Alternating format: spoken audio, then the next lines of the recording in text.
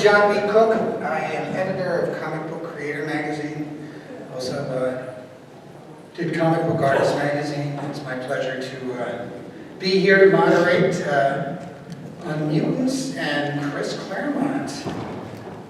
Chris, if I may ask you, with your long history with the, I don't know, the subgenre of superheroes. Good laugh.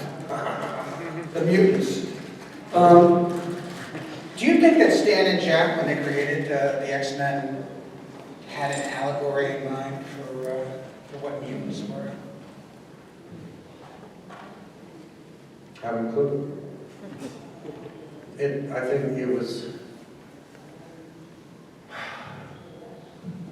basically, well, we've got the Fantastic Four, we've got the Avengers, we've got Iron Man, we've got all these other guys.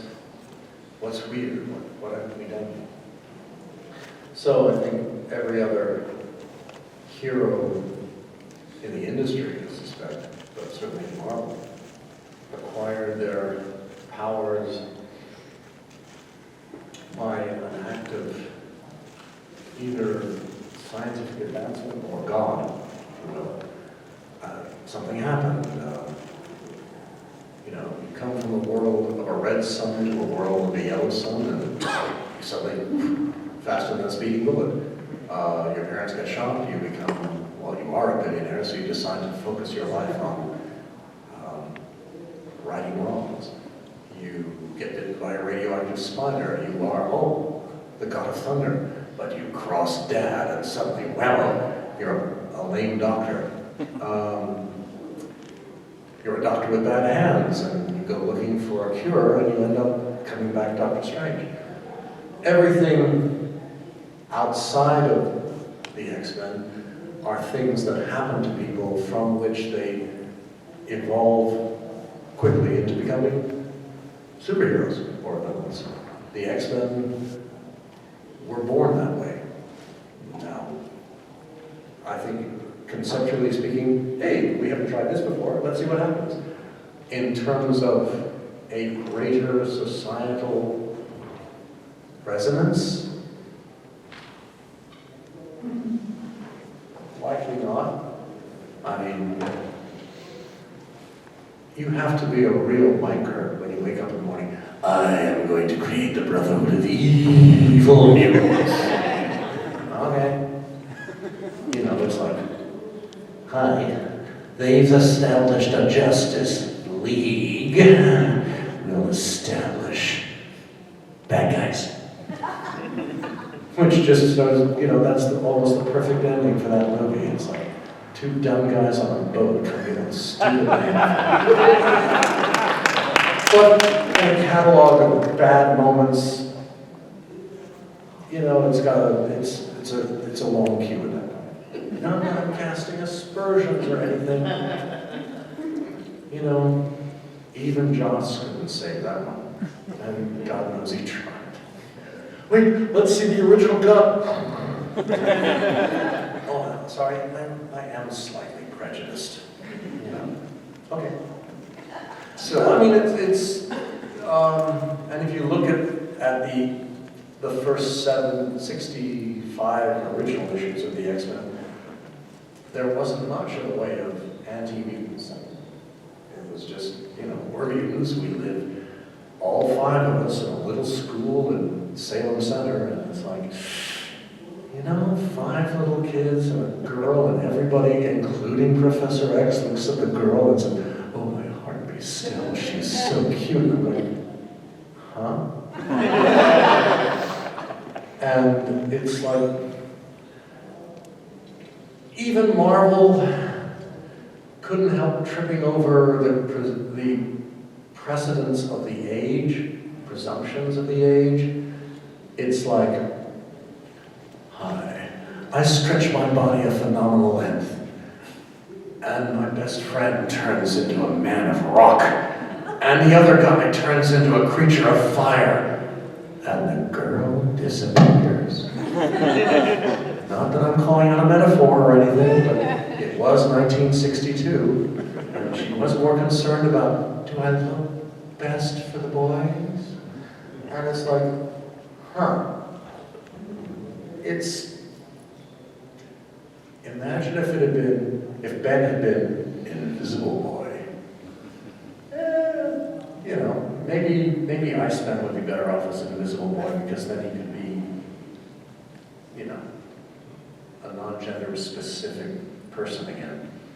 But it's just, that's it. The 1960s, the early 1960s, the Kennedy 1960s, you didn't think of the implications 75 years later, 80 years later. God, wait. So it evolves. And I just had this stupid luck of being in the right place at the right time, with the right characters, and the right degree of arrogance to just think, holy cow, this is fun. And working with Dave Cochran, it was off to the races. How many issues into the new X-Men? Just a couple. What do you mean? That you started writing? 94.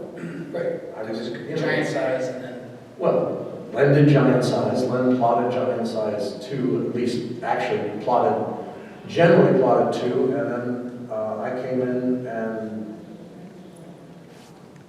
started messing around with it from that point on. Mm-hmm. And then my first basic plot was 95, which was sort of like, we gotta get out of this. No, actually 95 was then. Sorry. 96.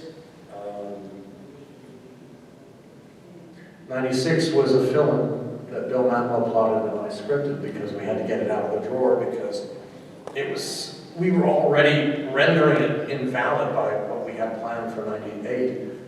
So I fixed that, I wrote the script on that one, and then 97 was the first time when Dave and I actually got our feet in it. And we gave Jean the makeover she deserved. So she left in 94 looking like your basic, hi, I'm the girl, and came back looking, in 97, looking like, oh my God, a hottie. She not only has decent hair, she's wearing hot pants. It's 1976. Everybody, even the guys, were wearing hot pants. And I'm sorry, if you're comparing it to inappropriate presumptions, look, his sidekick is wearing little gold metal panties. And he and Bruce sleep in the same room. Maybe even the same, no, we can't go there. He's a billionaire, you don't ask questions like that. Or they tend to die mysteriously in prison a week later. I'm not saying, it's just awfully convenient. So, on one side, you got the Clinton theorists. What was Bill afraid of? And on the other side, you have the rest of the world thinking, oh God, Trump must have been really scared. And probably neither of it applies, but boy, do we have to eat up the internet now. Whatever idiot invented Facebook should be driven off the, oh, sorry, Mark. You're only worth how many $100 trillion? Money is so fungible now, and I'm babbling as usual like an idiot. I should be on Colbert.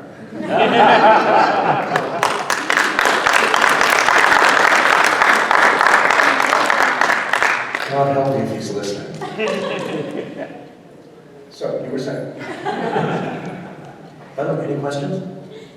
When did you, did you immediately see that the potential for the X-Men as being the outside, what a lot of people have read into it, of that, it's the outsider, it's those who are disaffected from society, that they read into what you were doing with the book, with what was going on, with what always goes on in society, young people. oh my God, I have a scripting assignment. I'm working with Dave Cockrum. Oh my God. Yeah, but like, I want to go off and do summer stock in 3 months, so how this is going to work out? You got to figure this one out. You see, I was a professional actor then, and comics was just something I could use to pay the rent. And I never thought it would. I mean, come on, who the hell earns their living as a writer? Give me a break. I know professional writers. None of us are living as writers. All right, George Martin lives in Ernest Lewis. That's not fair. But, no, I mean, I just thought, I've got these 7 cool characters. Okay, we got Cyclops, but we got these really cool characters. And I'm dealing with the greatest designer fantasist of his age. We'll have some fun. Because you have to understand, in those days we assumed comics were, well, what's the word? Doomed. The sales sucked. The future was grim. We figured by 1980 the industry would be dead. We'd be all looking for real work. So our only ambition then was, I've got these really cool characters. Let's see where we can go. It was Stan's idea to make it international, so we got this German guy, we got this Canadian guy, and we got this Russian guy.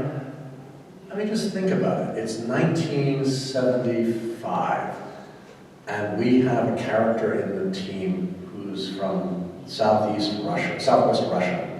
Well, sorry, Soviet Republic of Uzbekistan. I mean, how can you get more politically incorrect than that? By the way, you do realize that most of the X-Men are, what's the word? Illegal aliens? That's actually serious.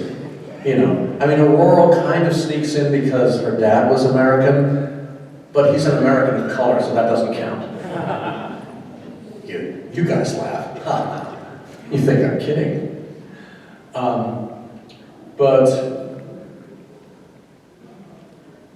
our view of the world was slightly different back then. But imagine if we rebooted the concept today. It would be a whole different situation, and actually a lot more intriguing in a lot of ways. But all we wanted to do then was play with them and see where it led. We were doing what in those days was called organic conceptualization. You have to understand, back in the day, Stan's attitude was, I'm running the company. I haven't got time to deal with you idiots. So there were 3 rules, Stan's 3 rules. The book, he would like the book to be good. He would like the book to be on time. He would like the creators not to be a pain in his ass. Any 2 out of 3, you get to keep your job. He'd prefer all 3, but any 2, you kept the gig. And from his perception as editor-in-chief, I'm a grown-up, you're a grown-up. I'm giving you this gig. Go do the gig. Do not bother me. I am trusting you. Why am I trusting you? Because I'm the boss and I have other things to do. Oh yes, and you're a grown-up and you would like to keep this job. So, if you have good ideas, the book will sell. If you're on time, mazel tov. If you're not a pain in my butt, even better. And have a good day. There were no editors. We had freedom. We could do whatever the dickens we wanted to because it was fun. And were the books occasionally sloppy? Yes. Did Jack suddenly decide, we'll try Sue in a miniskirt? No problem. The problem was then the second issue after that when the colorist didn't realize she was wearing a miniskirt and colored her legs blue like everything else. So, oh, you're wearing a blue miniskirt over blue tights. Well, they're not tights, they're a costume. And that's why 2 issues later, Jack forgot about the miniskirt and we were back to the skin tights. So what? It was fun. And if the story was good, who cared about the peripheries? So, it It was, as the saying goes, a whole different world than what exists today.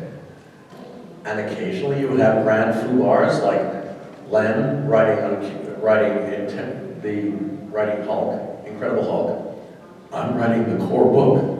You should pay attention to me. And Steve Ditko writing Hulk in what? In the Rampage. No, in the team, Defenders. Thank you. Sorry, I used to have a brain. And I'm Steve Ditko. I'm not Steve Ditko. I'm sorry. I'm Ditko. Steve Gerber. You know, I knew all these people. And so occasionally Len and Steve would have fist fights, metaphorically, in the office over who should pay attention to whose continuity first. But that's why Stan was the grown-up. He would come in and say, deal with it. A story from reality. I'm there as a gopher. That's what they call interns in the old days. And I'm doing I'm reading all the back issues of Sergeant Fury because they were there and it was fun. But I'm also proofreading the latest issue of Sergeant Fury. So in the back issue of Sergeant Fury, I'm reading The Court-Martial of Nick Fury. And the base chaplain was opposite. Well, you've got to understand, Nick's a tragic boy from Hell's Kitchen. He's an orphan. He's struggled since he was a wee lad, and now he's fighting for his country. Why are we court-martialing him? I don't know, yada yada. So then I'm reading the latest issue of Nick Fury, where he goes home to visit his parents and his kid brother, who grew up in the county.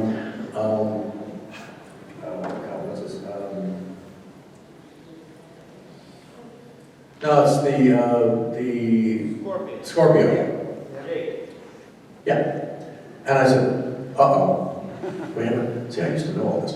We have a problem. So I went to Roy and said, Roy, we have a problem. What? See, here we establish, like in issue 8, that he's an orphan. And here we establish in issue 38 that he's going home, actually, like larger than that, 58 or something. He's going home to visit his family, his mom and his kid brother in Brooklyn. What do I do? Call Stan. Huh? Call Stan. Why? You found it. But I'm just a gopher. And your job is to do what you're told. Call Stan and tell him.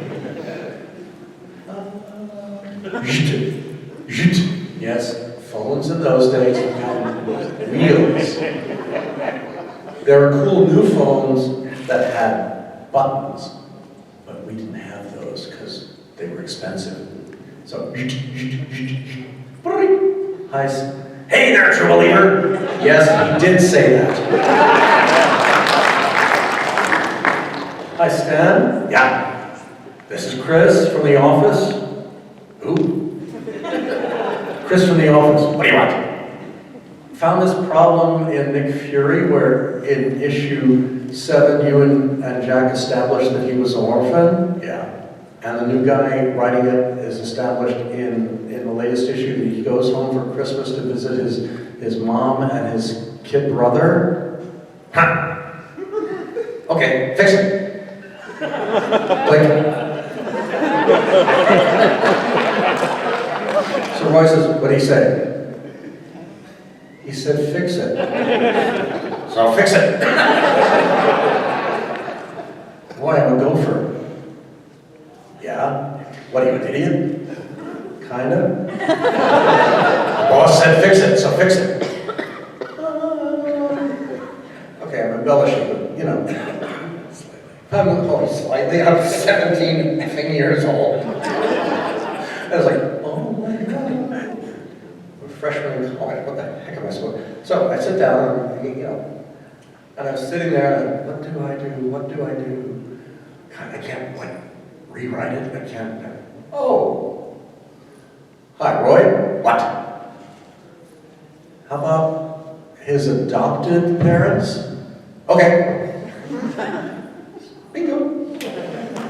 Which was probably the first clue that I may be knowing what I'm doing in this place, and I wasn't going to be an actor, but there you go. So we fixed it. You know, that's what you did. We just added the line, goes home to visit his adopted family. His stepmom and his adopted brother. You know, he's the adopted guy, that's his family, he was adopted. And that's why Scorpio has always hated him. Because he was the hero, but he's adopted. I'm the real son and no one gives me any respect. See, instant creativity motive. And it worked. That was Marvel in those days. You find a problem, you fix it. And don't bitch. Sorry, don't complain. And it was fun. It was more fun than you imagined. And then, you know, if we read the scripts before they were lettered, we could maybe correct the spelling errors and find little things like that. And wait, if we read the scripts and the writer did something wrong, we could suggest an alternative way. And then if we told the writer what we wanted him to do, it would make more sense. And so you find the road to hell is paved with many good intentions. You think Dr. Doom is fun? No, I work in mysterious ways to destroy your reality. Anyway, how's that? It's good. Truth is stranger than bullshit. Fiction. But I mean, did you start connecting that? I mean, obviously the book was selling. It went to monthly. It was popular. It was the X-Men. It was the rage. Didn't go to monthly until John took over. You were speaking to. Because Dave wasn't fast. He was brilliant, but he wasn't fast. Right. You were speaking to an audience that was extremely responsive, in my memory. Did you want to be? You were a writer now. Did you want to be saying something through the medium of comics? When does it? When does meaning come into it? Does it come into it? I think if I'd written a book saying, I want to make a moral point, it would have lasted 6 issues and I'd have been fired after 3. You don't do that. I mean, what I was trying to do, what I've always been trying to do, what I've tried to do for the billion or so issues I wrote then, was tell the stories of these originally 7 people's lives. You know, what happened? What do they think about being in New York? How does Aurora feel coming from East Africa to Manhattan? What does Colossus feel suddenly finding himself on the other side of the world from the collective reality that was his youth? How does Nightcrawler feel walking down the street? You know, with Wolverine always saying his hero, what are you doing with the stupid image inducer? Trust the people around you. Are you crazy? They tried to burn me in Russia, in Germany. It's Germany, dude. What do you expect?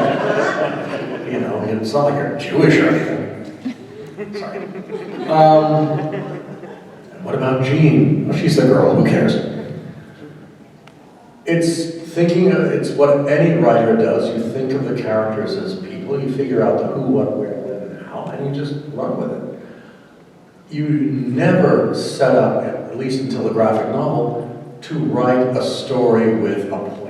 You write the story to be a kick-ass, turn the page, I can't wait to see the most real and primal moment of revelation was finding out that readers were queuing up on the third Thursday of every month because they wanted to buy the next issue the minute the stores opened. And it's like, holy cow, they really are crazy. And then it's like, oh my God, what have I done? And then, oh my God, how do I do it again? You read the letters, you listen, you talk to the readers at conventions, you listen to their feelings, but you bear in mind that every time someone comes up and tells you at a convention that they love the issue that came out that month, you're 6 months ahead of them. But what you realize is if you're trying to present the lives of these super beings in terms that make them relevant and real to the readers, you have to presume none of the readers can fly faster than a speeding bullet, or bend steel with their bare hands, or read minds, or teleport, or anything like that. But if the grace notes of the mutants' characters, if who Peter Rasputin is rather than Colossus, if who Kitty Pryde is rather than Colossus, it's doing a scene where Kitty and Ileana are sitting in their room doing homework. Why are they doing homework? Because they're 14, idiot, and this is a school. And yes, they have to take tests. Because, like it or not, the Xavier School is part of the New York Regents. You know, they gotta pass the Regents. You know, I assume there's something like that in Connecticut. I have no idea. It's Connecticut. Aren't you all rich guys anyway? Hey, my father married his second wife, and they lived here in Connecticut. And it's a very nice state. And I visited as rarely as I can get away. I'm sorry, we've just gone off on a totally different track. That's nothing to do with comic books, except it does. Because when you walk into a room and your heart breaks because your father has just called up to say, "Hi, I'm not only in witness protection, but your mom and I are getting divorced." And you're 13, it's like, what? And oh, what happens next? You get possessed by Lilith, who's after Dracula, who seems to be after all sorts of silly stuff. But that's how the stories go. You find moments where you can have something happen to Kitty, or to Kurt, or to Peter, or to Logan that can resonate with things that happen to all of you guys and gals in real life. And it's like, wow, if they can deal with it, I can deal with it. If I can deal with it, maybe they can find a way to deal with it. It's nothing to do with superpowers. Bending steel with your bare hands is easy when you're from Krypton. Finding a way to figure out, does Lois really like me? I mean, how can I take her out on a date? Where would she go? I mean, I wrote a throwaway moment in my series Sovereign 7 where the lead character, Cascade, is moving into her first apartment in New York. And she's met Clark Kent, and they're kind of friends. And he stops by to say hi. And he's brought Chinese food, and she's trying to figure out how to use chopsticks. He uses them perfectly, but she's never had them before. And of course, she keeps screwing up, and things keep popping out of her hand, and she's losing her temper. But the food's really good. Where do you get it? And he tells them the name of this restaurant. And he said, "Oh, is it in the neighborhood?" And he's thinking, "Oh God, I flew over to Hong Kong." And it's still warm. But it's a moment. It's a BS moment, but he's Superman. He can do this sort of thing. But how do you explain that to a girl who's not supposed to know that? You know, it's the little throwaways like that. And ideally write them hoping they'll resonate with the readers and they'll think, "Aw," as opposed to, "Ugh." But that's what it's all about.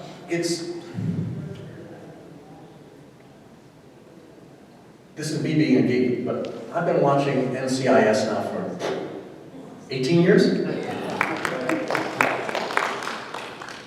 But the best episodes have nothing to do with the stupid case they're on. It has to do with all the little character stuff. You suddenly discover, oh my God, Gibbs does that? Or, the creepy new Abby is like, wow. So she's nice. She's weird, but she's nice. But again, so was Abby. It's finding out the character bits and who these are as people and bonding with them as people and caring about them as people, so that when Ziva dies, you think, ah! And then suddenly when Ziva is leaving notes saying, don't tell Gibbs I'm alive, and you stay going, okay, so when's she coming back? That's cool. My wife thinks it's, well, it's all about people. And if you don't care for the characters as people, then why the hell are you spending, what, $4.95 now? For an issue? I don't get it. But that's why I don't read comics anymore. And probably why I'm not allowed to write comics anymore. You know, I have a totally different approach to Stan's rule was your basic story is one issue. We do one issue stories. Why? Because the distribution sucks. And if you do 5 issue story arcs, there's no guarantee that the news agent will get all 5 issues. So somebody's going to get screwed up. Okay, so you do 1. If it's a really good story, you can do 2. If it's Galactus comes to Earth, okay, you can do 3. But the last 10 pages, the last 5 pages of the 3rd issue is Johnny Storm has to go to college. Why? Because it has nothing to do with saving the world from Galactus. It has everything to do with Johnny Storm as a human being. And maybe the readers will resonate to that. Oh God, I'm going to college. Can Johnny go to college? If he can deal with it, he can't. Then I'll do it, you know. But that's what it's all about. You get on, you say your piece, you get off. And if in the process of doing that you slip on a banana peel, what happens is what Archie Goodwin always says, you got 30 days to fix it. If you're doing a 50-issue crossover extending over 6 months and 14 titles, if you slip on the banana peel with the 3rd issue, you are in an awkward situation. And how are you going to fix it? You've got to fix it, because otherwise you may end up with readers who say, I'm going back to, reading Game of Thrones. So you can do arcs. You can do Dark Phoenix, but if you look at Dark Phoenix, yes, it took 10 months. One issue story, 2 issue story. 1 issue story, 2 issue story, and then 3 issue story to save the day and fix it. That's the paradigm, at least that's the paradigm I was taught. And it works. We're here to basically lure you back every 30 days. Or in the X-Men case, every 2 weeks in the summer. And leave you desperate to see what happens next. Sitting on the edge of the seat.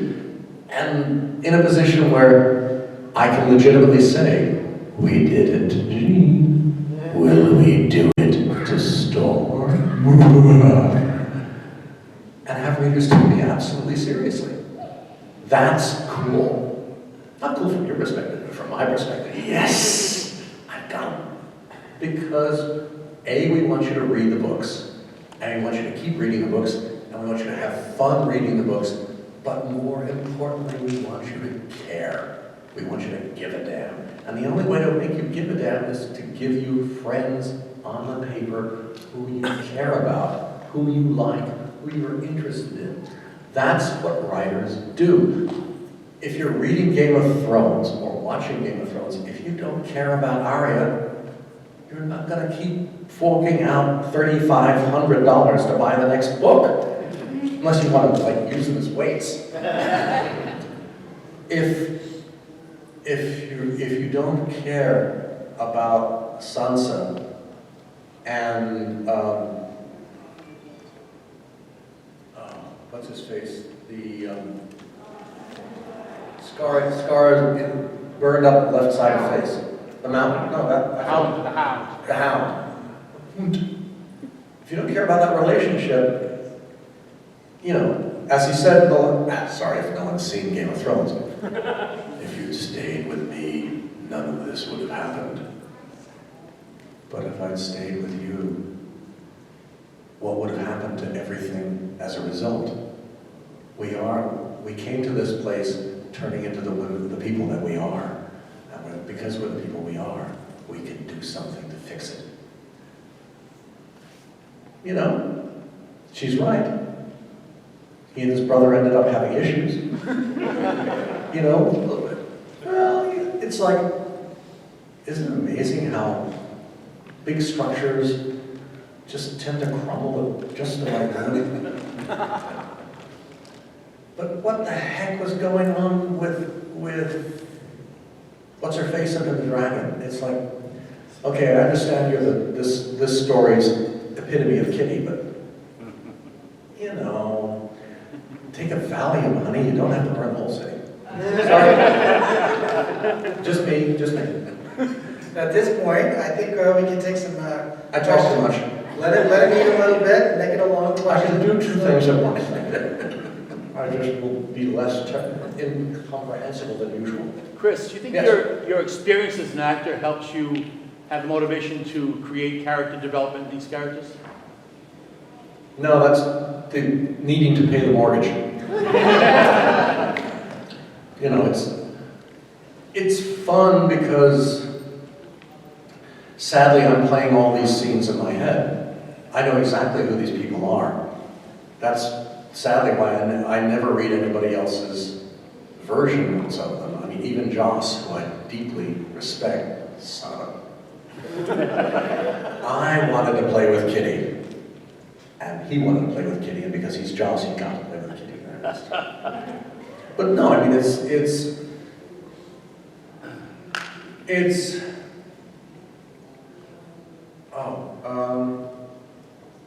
Warren, what's his face? He was doing Excalibur after. Warren Ellis. He wanted Kitty and Pete Wisdom to have shenanigans. However, it was pointed out to him that Kitty had barely 15, and even in the United Kingdom, that was, what's the word? Illegal. You know, he might think he can get away with it, but we'd have trouble. So instantly, whammo, he makes her 6 years older, 21, and she's legal. Except that, unlike DC, Marvel is supposed to be a time-contingent universe. Stan set that up from the beginning. And, you know, if you go back and read the X-Men Fantastic Four team-up, Kitty's this little kid of 14 years old, and Franklin is this littler kid of maybe 4 years old. And if Kitty is suddenly 6 years older, then Franklin's in like middle school, if not junior high school, and we're all screwed. And my head exploded. So when I came back and got my hands on X-Canon again, I immediately established Kitty is 15. And boy, were the readers upset. You know, because they liked Kitty having shenanigans. And it was like, oh, FGS, I give up. You know, it's like, that's the way it is. When you're doing work for hire, anything can run over the characters, anything can tear them apart, and there's no point really as a creator in giving a damn, because there are forces beyond your control that will muck things up, no matter how much you care, and no matter how much you want to fix it. But, you know, I was sitting there looking at the Kitty Colossus Almost Married issue storyline, and I'm thinking, you guys do realize that if you follow the parameters to their ultimate extent, Reed's like 70, Sue is like 50, Franklin has got to be, you know, 30-something, Scott's in his pushing 40, if not over the line. Emma, well, the Emma I created is like, she and Sebastian Shaw are colleagues in, you know, every sense of the word. She's not 23, she's more like 48 or something, but she looks great because she's Emma. And I ran down the list, and, you know, when you realize the New Mutants are supposed to be like 13 to 17, and now they're like, oh, we gotta get out of here. It's just, your head explodes, And suddenly I felt, I don't want to care anymore. It's like, I'm creating characters that resonate to certain points in the readership, and if everyone else wants to write adult stories with sex and violence, that's not what I'm interested in. So I kind of walked away, and I think that's, the problem for me is I see nothing in the characters that I find intriguing as audience. The challenge to Arya and Sansa in Game of Thrones, especially the first half, was they were kids. And they were thrown in the middle of this, if you pardon the expression, shitstorm. And it was like, wow, how is this going to work? And you watched Arya evolve into an assassin. So that when you got to the 7th and 8th season, it was like, wow, she's scary.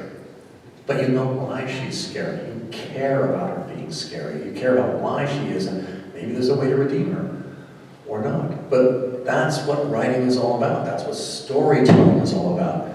And my goal in here is to tell stories that make you want to see what happens next, by giving you people you relate to, by people that you care to. But the beauty of comics is they only age as fast as you want them to. No matter what happens, Daisy Miller is a year older every year. You can't escape that. Unless she's a comic. And then you can stretch it out as long as you like. And who knows, that could be fun. So. Yeah, I don't know if you mentioned this earlier on from the airport, but what did you think, it's the only time they posted that right, little kid in the 90s watching 5 episodes of the Phoenix Saga adapted from the X-Men cartoon. Only time they've ever gotten it right. I mean, what did you think of that in the adaptation of the material? Well,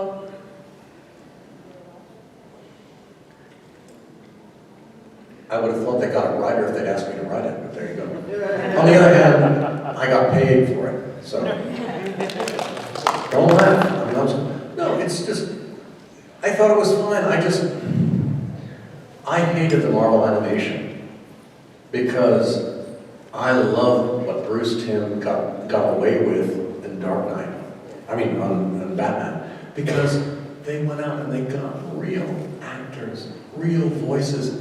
No offense to the Canadians who who did the voices for the Marvel stuff, but they were Canadian audio actors. And DC, I mean, Warner Brothers got film actors, real actor. God, it was just great. It was like, I know that voice. Oh my, just think. If Idris Elba did the voice for Logan, if Hugh Jackman did the voice for Logan, that would be equally cool. But that's the point. You've got the voice. The animation sucked. So the voice is what's got to win you. And you've got to have, I mean, Wolverine was a Cockney, for God's sake. Shame on them. Shame on them. I mean, depends on which version you look at. But he's been bouncing back and forth across the planet. But the point is, he's Canadian. You're filming in Canada, for heaven's sake. Surely you can find some local talent and fake it. But if you're doing voices, you've got to do the right one. You've got to find that tonal ability, and more importantly, because the animation, especially at Marvel, sucks, you've got to find someone who can act with their voice. Not that I'm showing off up here, but you've got to be able to play with the voice. You've got to be able to entrance the reader with your voice. Otherwise, you're just going to sit there and kind of go, that's really good, but it could have been so much better. It's like looking at a certain film and thinking, it's really good, but it could have been so much better. You know, but hopefully Gene will have a second shot. Let's see if there's one more question. No, that's it. Ooh, they're so cruel. It's like they work for DC.